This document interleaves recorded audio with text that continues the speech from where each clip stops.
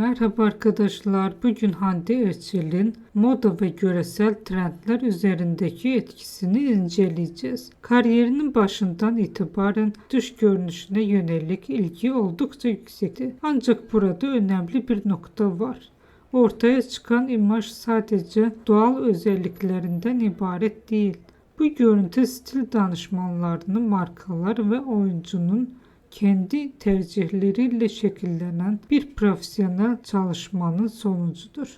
Hande Erçel katıldığı etkinliklerde sıkça özenle hazırlanmış görünümlerle yer alır ve bu görünümler çoğu zaman medya tarafından tartışılır, analiz edilir ve izleyici kitlesi tarafından taklit edilir. Bu etki yalnızca kıyafetlerle sınırlı değildir. Makyaj, saç stilleri ve genel estetik anlayışı da buna dahildir. Öncelikle Sen Çal Kapımı sonrasında bu etki daha da belirginleşti. Eda Yıldız karakterleri izleyiciler için bir stil referansına dönüştü ve birçok kişi bu karakterin tarzını günlük hayatta uyarlamaya başladı. Ayrıca uluslararası markalarla yaptığı işbirlikleri de bu etkiyi güçlendirdi.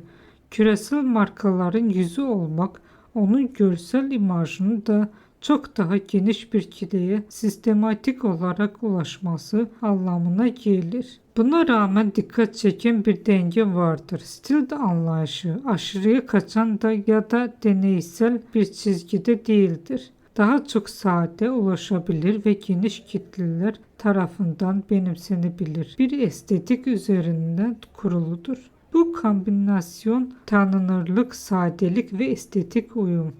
Onu sadece bir oyuncu değil, aynı zamanda moda endüstrisinin aktif bir parçası haline getirir. Bizi izlediğiniz için teşekkürler.